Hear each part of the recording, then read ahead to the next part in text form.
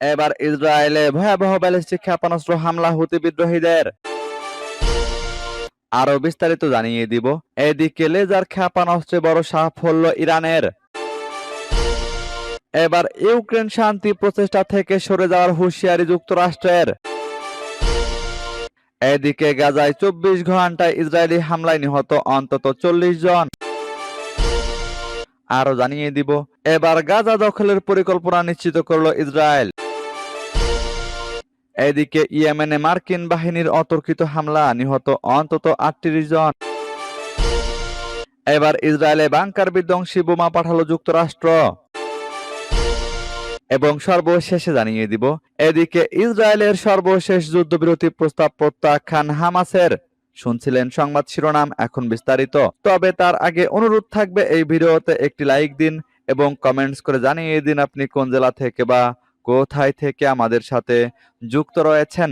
এবং সংবাদের সর্বশেষ গুরুত্বপূর্ণ আপডেট পেতে চ্যানেলটি সাবস্ক্রাইব করে আমাদের সঙ্গেই থাকুন।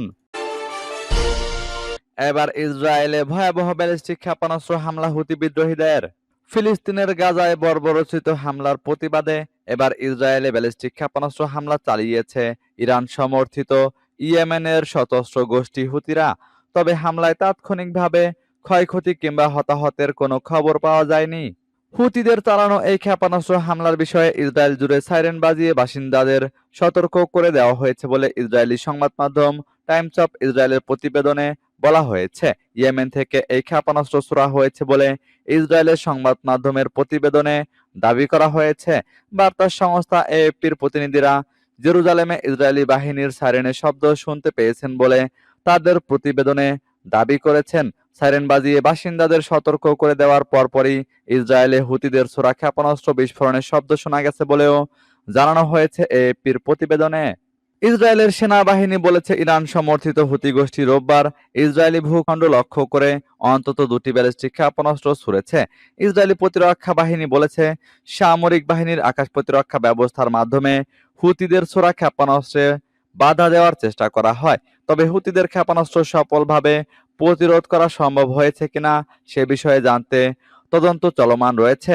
ইয়েমেনের হুতিদের ক্ষেপণাস্ত্রের আঘাতে তাৎক্ষণিকভাবে ইসরায়েলের কোনো ক্ষয়ক্ষতি কিংবা প্রাণহানির ঘটনা ঘটেছে কিনা তা জানা যায়নি।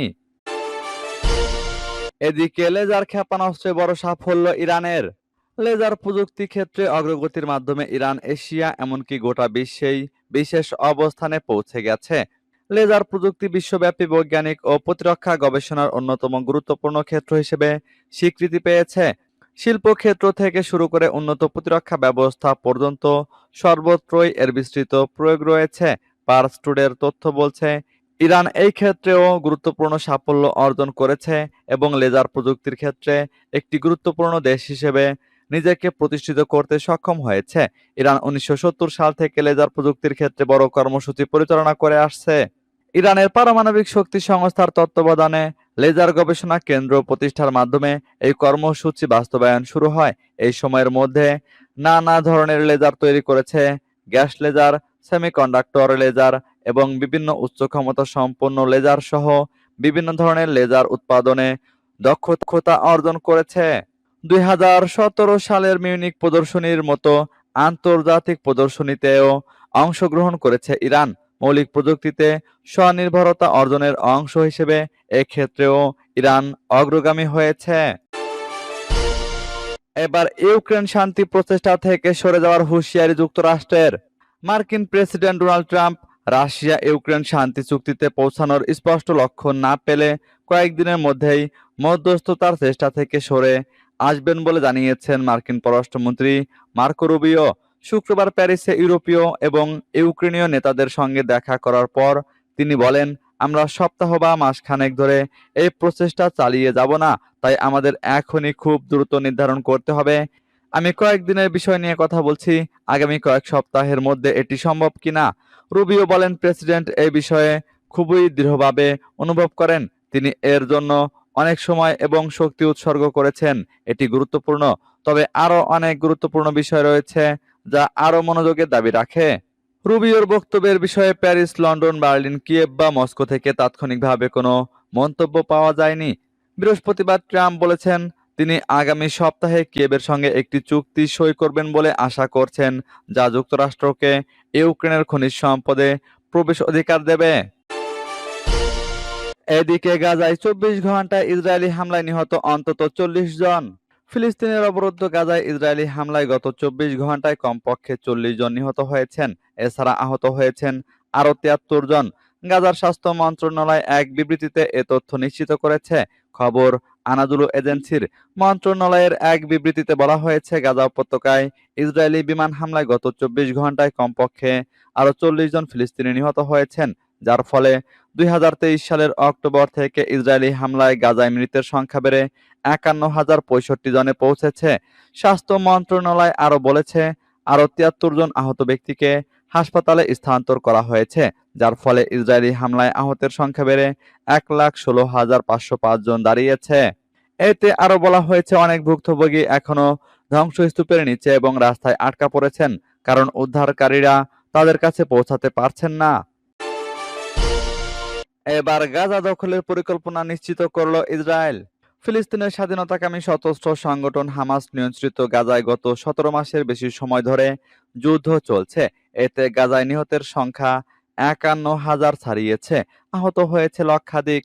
এরই মধ্যে বুধবার ইসরায়েলের প্রতিরক্ষামন্ত্রী ইসরায়েল কাতজ বলেছেন, যুদ্ধ বন্ধে শেষ পর্যন্ত কোনো সমঝোতা হলেও তাদের বাহিনী গাজায় নিজেদের বানানো বাফার জোন ছাড়বে না। খবর রয়টার্সের। প্রতিবেদনে বলা হয়েছে, ইসরায়েলি বাহিনী গত মাসে গাজায় নতুন করে অভিযান শুরু করে। তারা নিরাপত্তা অঞ্চলের নামে গাজার ভেতরে ঢুকে বিস্তৃত এলাকা নিজেদের দখলে নিয়েছে। সেই সঙ্গে ২০ লাখেরও বেশি ফিলিস্তিনিকে ভূখণ্ডটির দক্ষিণ ও উপকূল রেখা বরাবর ক্রমেই ছোট হয়ে আসা এলাকাগুলোতে ঠেসে দিচ্ছে। গতকাল কাতজ সামরিক কমান্ডারদের সঙ্গে বৈঠক শেষে বলেছেন, অতীতের মতো হবে না। যেসব এলাকা সন্ত্রাসীমুক্ত ও জব্দ করা হয়েছে, আইডিএফ সেখান থেকে সরবে না।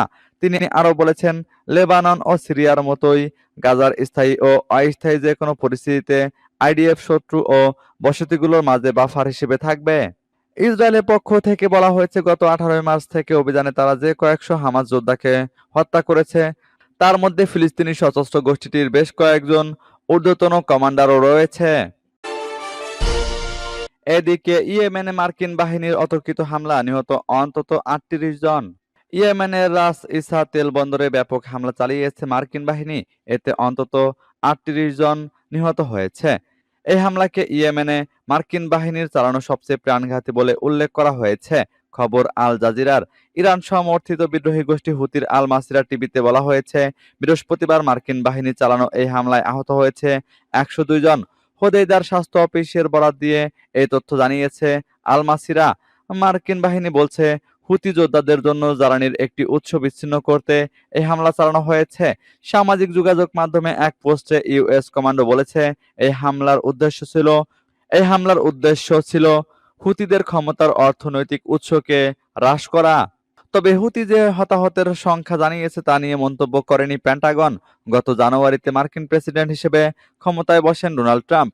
এরপর থেকে হুতিদের বিরুদ্ধে অভিযান শুরুর নির্দেশ দেন ট্রাম্প। আল জাজিরা বলছে, ট্রাম্পের ক্ষমতায় বসার পর এটি হুতিদের বিরুদ্ধে চালানো সবচেয়ে প্রাণঘাতী হামলা। এর আগে গত মার্চে ইয়েমেনে ২ দিনে মার্কিন হামলায় নিহত হয়েছে ৫০ জনের বেশি। এবার ইসরায়েলে বাংকার বিধ্বংসী বোমা পাঠালো যুক্তরাষ্ট্র। ইসরায়েলকে বাংকার বিধ্বংসী বোমা দিয়েছে যুক্তরাষ্ট্র। বৃহস্পতিবার আনাদুলু এজেন্সির রিপোর্টে বলা হয়েছে, ইসরায়েলের সরকারি সম্প্রচার মাধ্যম বলেছে যে গত ২৪ ঘন্টায় ইসরায়েলি বিমান ঘাঁটির কাছে তেল আবিবে বাংকার বিধ্বংসী বোমা বোঝাই ৯টি মার্কিন সামরিক বিমান অবতরণ করেছে। কেএএন এর প্রতিবেদনে বলা হয়েছে, বাংকার বিধ্বংসী বোমা ও অন্যান্য প্রতিরক্ষামূলক অস্ত্র বহনকারী ৯টি মার্কিন বিমান মধ্য ইসরায়েলের তেল আবিবের কাছে নেভাতিম বিমান ঘাঁটিতে অবতরণ করেছে। প্রতিবেদনে বলা হয়েছে, তেহরানের পারমাণবিক কর্মসূচি নিয়ে যুক্তরাষ্ট্র এবং ইরানের মধ্যে আলোচনা চলছে। এই আলোচনা ব্যর্থ হলে ইরানে মার্কিন ইসরায়েলি যৌথ হামলার অংশ হিসেবে এই পদক্ষেপ নেওয়া হয়েছে। এদিকে ইসরায়েলের সর্বশেষ যুদ্ধবিরতি প্রস্তাব প্রত্যাখ্যান হামাসের। হামাস গতকাল বৃহস্পতিবার ইসরায়েলের সর্বশেষ যুদ্ধবিরতি প্রস্তাব প্রত্যাখ্যানের ইঙ্গিত দিয়েছে এবং ১৮ মাস ধরে চলমান যুদ্ধের অবসান ঘটাতে একটি গঠনমূলক চুক্তির আহ্বান জানিয়েছে। ফিলিস্তিনের স্বাধীনতাকামী হামাসের প্রধান আলোচক তার এক বক্তব্যে এ কথা জানান। গাজা সিটি থেকে এএফপি জানায়, এর আগে গাজার বেসামরিক প্রতিরক্ষা বিভাগের উদ্ধারকারীরা জানিয়েছে ইসরায়েলি বিমান হামলায় কমপক্ষে 40 জন নিহত হয়েছে, যাদের বেশিরভাগই বাস্তুচ্যুত বেসামরিক নাগরিক। ফিলিস্তিনি ভূখণ্ডে ইসরায়েল তাদের হামলা অব্যাহত রেখেছে। ইসরায়েলি সেনাবাহিনী জানিয়েছে তারা হামলার খবরগুলো খতিয়ে দেখছে। হামাসের একটি সূত্র এএফপিকে জানিয়েছে 45 দিনের যুদ্ধবিরতির জন্য ইসরায়েলের সর্বশেষ প্রস্তাবের বিষয়ে তারা বৃহস্পতিবার মধ্যস্থতাকারীদের কাছে লিখিত প্রতিক্রিয়া জানিয়েছে। হামাস এতে ইসরায়েলি কারাগার থেকে 1231 জন ফিলিস্তিনি বন্দীর মুক্তি এবং গাজায় 2রা মার্চ থেকে সম্পূর্ণ অবরুদ্ধ থাকা মানবিক সহায়তা প্রবেশের আহ্বান জানিয়েছে। হামাস জানায় ইসরায়েল তার প্রস্তাবে হামাসের হাতে আটক 10 জন জীবিত জিম্মির মুক্তি চায় এবং যুদ্ধের সম্পূর্ণ অবসান নিশ্চিত করার লক্ষ্যে হামাসকে নিরস্ত্রীকরণের আহ্বান জানিয়েছে, যে দাবিটি হামাস এর আগে প্রত্যাখ্যান করেছিল।